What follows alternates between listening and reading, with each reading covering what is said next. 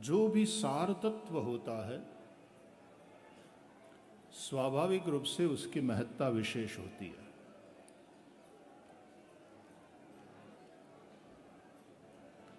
दूध को विभिन्न प्रक्रियाओं से गुजरते हुए जब घृत तक ले जाया जाता है और घृत उसका सार तत्व है, तो दूध की निश्चित रूप से महिमा है, वो भी अमृत है। दही की भी महिमा है, वो भी अमृत है। लेकिन घृत की महिमा, उसकी कीमत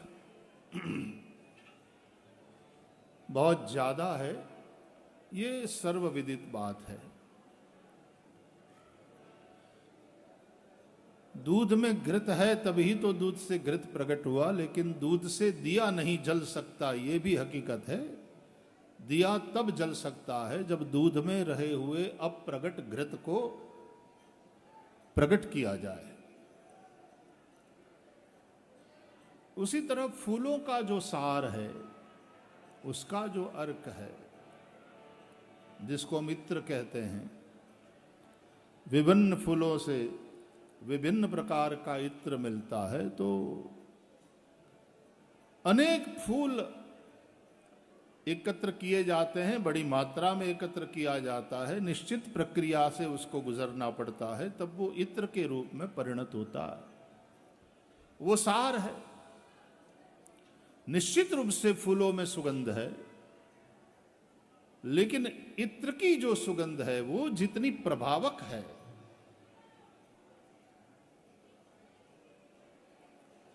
उसी प्रकार शास्त्रों का भी एक सार है जिसकी विशेष महिमा है। अब श्रीमद् भागवत की ही बात करें तो शवनकादिकों ने यही प्रार्थना करी है, अतः साधोत्र यत् सारम समुद्रित्य मनीषया सूत आख्याहि कथा सारम मम कर्ण रसायनम। कथा सार, ये सभी मनीषी अपनी मनीषा से मनन करते हुए शास्त्रों का जो सार है, सब ग्रंथों का जो सार है, उसको जब प्रस्तुत करते हैं सुत महाराज श्री सुखदेव जी, तो वो श्रीमद् भागवत है, वो भी सार है, वो भी अर्क है, इसलिए उसका विशेष महत्व है।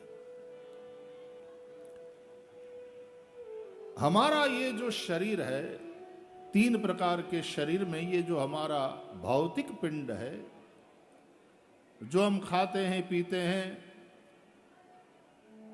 उसका परिणाम होता है रस रक्त मांस मज्जा इत्यादि होते हुए फिर जो 7वीं धातु है शुक्र, तो शरीर में उसका विशेष महत्व है।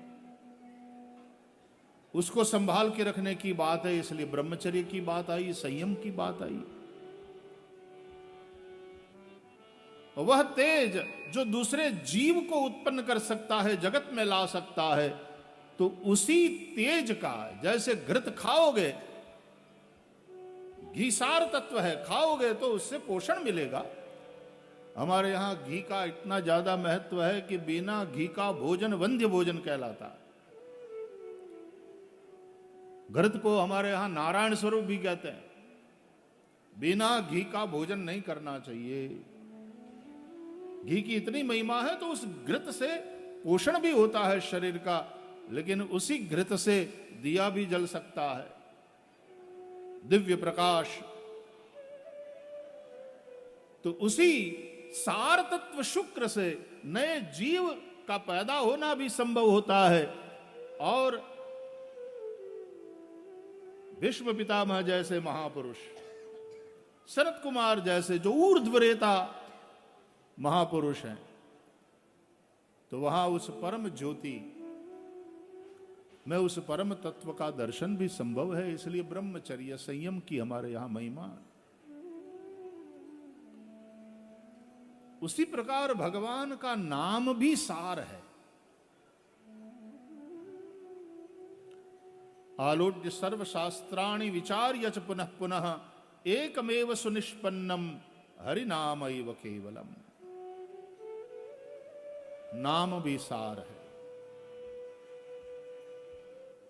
इसलिए इत्र की बोतल भले ही छोटी सी हो, लेकिन न जाने कितने फूलों का सार उसमें समाया हुआ है। भगवान का नाम चाहे जितना छोटा 2 अक्षर का ही हो, राम, लेकिन सकल शास्त्रों का सार उसमें समाया हुआ है।